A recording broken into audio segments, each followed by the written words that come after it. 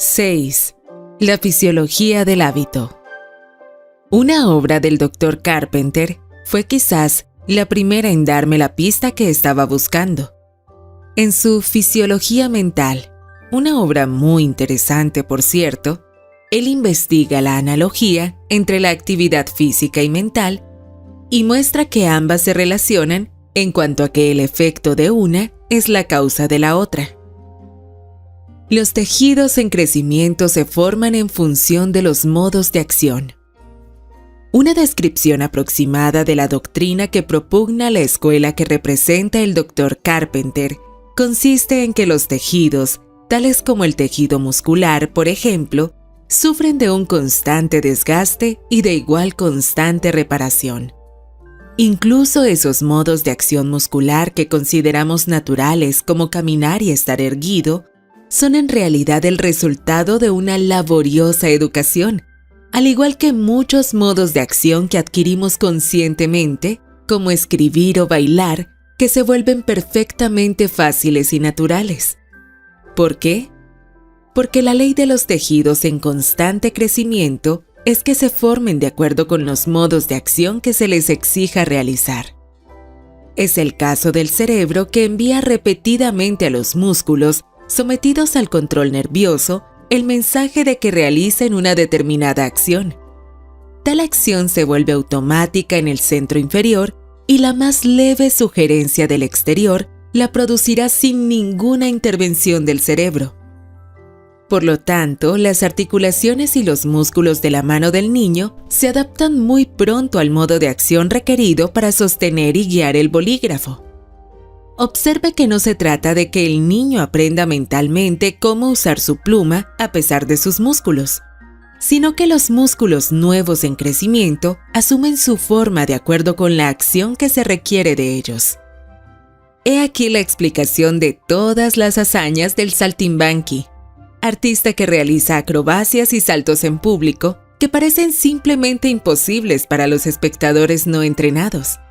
Les son imposibles porque sus articulaciones y músculos no tienen las mismas facultades que se han producido en el saltimbanqui gracias al proceso del entrenamiento temprano.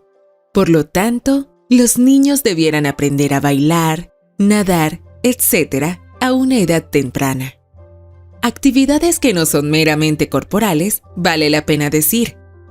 Aquí tenemos la razón por la cual los niños deberían aprender a bailar, montar a caballo, nadar, hacer gimnasia, toda forma de actividad que requiera entrenamiento de los músculos a una edad temprana. Esta radica en el hecho de que los músculos y las articulaciones no tienen que conformarse simplemente a sus nuevos usos, sino también desarrollarse según un patrón modificado. Y este crecimiento y adaptación ocurren con mayor facilidad a una tierna edad. Por supuesto, quien posee músculos que han mantenido el hábito de adaptarse, adquirirá nuevos juegos, nuevos ejercicios musculares, sin gran esfuerzo. Pero si le enseñas a escribir a un granjero que maneja el arado, verás la enorme dificultad física que se ve en los músculos no acostumbrados a desarrollar algún tipo de esfuerzo diferente. Aquí vemos cuán importante es vigilar los hábitos de enunciación, el porte de la cabeza, etc., que el niño está formando a cada hora. El dedo en la nariz, la mala postura de la espalda, la frase ininteligible no son una simple costumbre que se pueda dejar para cuando sea mayor y sepa mejor, porque que todo el tiempo ello se está convirtiendo en parte de él al quedar registrado en la sustancia misma de su médula espinal. La parte de su sistema nervioso donde reside la conciencia, el cerebro, hace tiempo que dio una orden permanente, y tales son las complicaciones de la administración que recordar la orden significaría la reestructuración absoluta de las partes involucradas. Y para corregir los malos hábitos de hablar, por ejemplo, no será suficiente que el niño tenga la intención de hablar con claridad y tratar de hablar con claridad. No podrá hacerlo habitualmente hasta que se haya producido un nuevo crecimiento en los órganos de la voz mientras hace esfuerzos para formar el nuevo hábito. Los hábitos morales y mentales dejan su huella en los tejidos físicos. Pero prácticamente, todos saben que el cuerpo y cada una de sus partes se adaptan muy fácilmente a los usos que se le dan. Sabemos que si un niño se acostumbra a pararse sobre un pie, empujando así un hombro hacia arriba, el hábito probablemente terminará en la curvatura de la columna vertebral. Que permitir hombros caídos y en consecuencia un pectoral contraído es preparar el camino para la enfermedad pulmonar. Las consecuencias físicas de los malos hábitos de este tipo son tan evidentes que no podemos cegarnos a la relación de causa y efecto.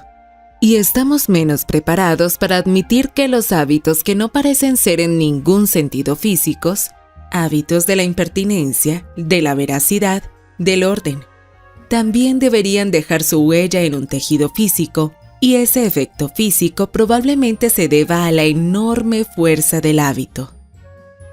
Sin embargo, cuando consideramos que el cerebro físico es el órgano extremadamente delicado mediante el cual pensamos, sentimos, deseamos, amamos, odiamos y adoramos, no es sorprendente que esté siendo modificado por el trabajo que debe realizar.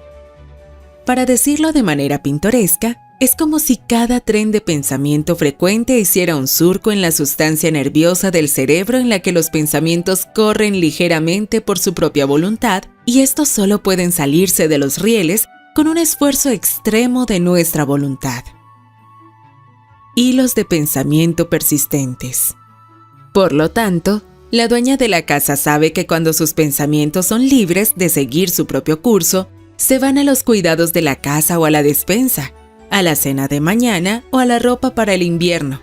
Es decir, el pensamiento corre por el surco que, por así decirlo, ya se ha usado al repetirlo constantemente. Los pensamientos de la madre se centran en sus hijos, del pintor en las imágenes, del poeta en la poesía. Los del ansioso jefe de hogar puede ser el dinero ocasionalmente, hasta que en momentos de presión inusual sus pensamientos golpeen una y otra vez esos surcos gastados por el uso y se nieguen a correr por otro surco, hasta que el pobre hombre pierde la razón simplemente porque no puede sacar sus pensamientos del surco creado en la sustancia de su cerebro. De hecho, allí radica la locura para cada uno de nosotros, en el persistente acoso de cualquier hilo de pensamiento sobre el tejido cerebral. El orgullo, el resentimiento, los celos, una invención en la que ha trabajado un hombre, una opinión que ha concebido, cualquier línea de pensamiento sobre la cual él ya no tenga poder para desviar, pondrá en peligro la cordura de un hombre. Regeneración incesante del tejido cerebral.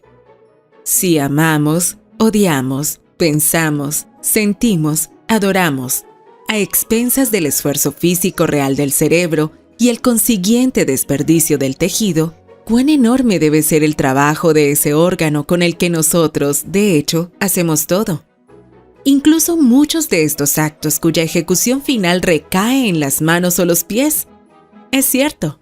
Y para reparar este desgaste excesivo, el cerebro consume la mayor parte de los nutrientes proporcionados por el cuerpo. Como ya hemos visto, un sexto o un quinto de toda la sangre del cuerpo va a reparar los desgastes en la casa del rey. En otras palabras, se está formando constantemente el tejido cerebral nuevo a un ritmo sorprendentemente rápido, que uno se pregunta, ¿a qué edad el niño ya no tiene parte del cerebro con el que nació? El nuevo tejido repite el viejo, pero no con exactitud. Así como un nuevo crecimiento muscular se adapta a cualquier ejercicio nuevo que se requiera, el nuevo tejido cerebral se supone que crece y se adapta a cualquier hábito de pensamiento vigente durante el tiempo de tal crecimiento. Con el término pensamiento, incluimos por supuesto todo ejercicio de la mente y del alma. El cerebro del hombre crece y se adapta a los modos de pensamiento que ejercita habitualmente, dice un fisiólogo de experiencia. O en palabras del Dr. Carpenter, cualquier secuencia de acción mental que se haya repetido con frecuencia tiende a perpetuarse. De esa manera, nos encontramos automáticamente prontos a pensar, sentir o hacer lo que hemos estado acostumbrados a pensar, sentir o hacer en circunstancias similares, sin ningún propósito o anticipación de resultados conscientemente concebidos. Debido a que no hay razón para considerar el cerebro como una excepción al principio general, que, si bien cada parte del organismo tiende a formarse a sí mismo de acuerdo con el modo en que se ejercita habitualmente, esta tendencia será especialmente fuerte en el aparato nervioso, en virtud de esa regeneración incesante que es la condición misma de su actividad funcional.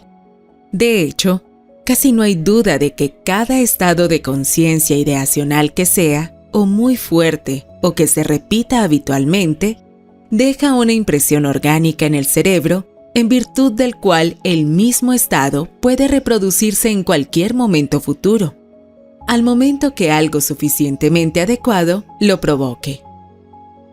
Se pueden adquirir actos reflejos artificiales. Podemos usar lo que dice Thomas Huxley y exponer el caso, en Elementos de Fisiología e Higiene, así. Con ayuda del cerebro podemos contraer una infinidad de hábitos que llegan a ser otros tantos actos reflejos, es decir, que un acto puede requerir toda nuestra atención y la intervención de la voluntad, la primera, segunda y tercera vez que se practica. Pero al cabo de frecuentes repeticiones, llegará a ser en cierto modo como parte de nuestra organización y ocurre ya sin intervención de la voluntad y aún sin que tengamos de él noticia o conciencia. Todo el mundo sabe que se emplea largo tiempo en la instrucción de los reclutas, hasta que a fuerza de ejercicio se consigue que obedezcan una voz de mando, la de firmes, por ejemplo, en el mismo instante de oírla, y llega a suceder que al sonido de la voz sigue inmediatamente la acción sin necesidad de que el soldado piense en lo que hace. A este propósito hay un cuento, que podrá no ser verdad, pero que es muy verosímil, de un chistoso que viendo venir por la calle a un veterano cargado con su merienda, gritó repentinamente, «¡Firmes!», y que el pobre soldado, sin saber lo que hacía, se cuadró y llevó las manos a la costura del pantalón, echando a rodar la carne y las patatas que llevaba. El ejercicio militar había llegado a incorporarse en la estructura nerviosa de aquel hombre. La posibilidad de toda educación, de la que el ejercicio militar es solo una forma particular, se funda en la existencia de esta facultad que posee el sistema nervioso de convertir los actos voluntarios en operaciones maquinales o reflejas. Puede muy bien establecerse como regla que siempre que se provoquen dos estados mentales cualesquiera, ya juntos, ya en determinada sucesión, y que esto se repita con la necesaria frecuencia y con suficiente viveza, en adelante bastará producir uno de ellos para que irremisiblemente acuda el otro, sea ese o no nuestro deseo. Educación intelectual y moral. El objetivo de la educación intelectual es precisamente crear esas asociaciones indisolubles de nuestras ideas sobre las cosas en el mismo orden y relación en que nos las ofrece la naturaleza. El de la educación moral es unir con la mayor fijeza las ideas de acciones criminales con las de castigo y degradación, y las de las buenas acciones con las de contento y gloria. Pero es la conexión íntima de la mente y la materia lo que tiene una importancia más directa para el educador, es decir, la idea que hemos abordado en forma generalizada usando la figura, de ninguna manera científicamente precisa, de un surco o riel. Dado que la dirección constante de los pensamientos produce una cierta línea en los tejidos del cerebro, esta línea es el primer rastro del surco o riel, la línea de menor resistencia, a lo largo de la cual la misma impresión, hecha en otro momento, encontrará más fácil seguir que tomar otro camino. Así surge un derecho de paso para cualquier hábito de pensamiento o de acción. El carácter se ve afectado por la modificación adquirida que recibe el tejido cerebral. De lo anterior procede que la alineación real del cerebro del niño depende de los hábitos que los padres permitan o fomenten, y que los hábitos del niño producen el carácter del hombre, porque una vez que ciertas costumbres mentales se han establecido, está en su naturaleza continuar para siempre, a menos que sean desplazados por otros hábitos. Aquí termina la filosofía fácil del no importa, o ya crecerá, ya aprenderá a hacer lo bueno. Es tan pequeñito, ¿por qué no esperar mejor? Entre otras justificaciones. Todos los días, cada hora, los padres están formando pasiva o activamente aquellos hábitos en sus hijos de los cuales dependen, más que de cualquier otra cosa, el carácter y la conducta futuros. La influencia externa. Consideremos ahora la influencia externa. El 90% del tiempo comenzamos a hacer algo porque hemos visto a otra persona hacerlo. Lo seguimos haciendo y allí surge el hábito. Si es tan fácil para nosotros adoptar un nuevo hábito, es 10 veces más fácil para los niños. Y aquí radica la verdadera dificultad en cuanto a la educación en hábitos. Es necesario que la madre esté siempre alerta para cortar de raíz el mal hábito que sus hijos puedan estar adquiriendo de otros adultos en el hogar o de otros niños.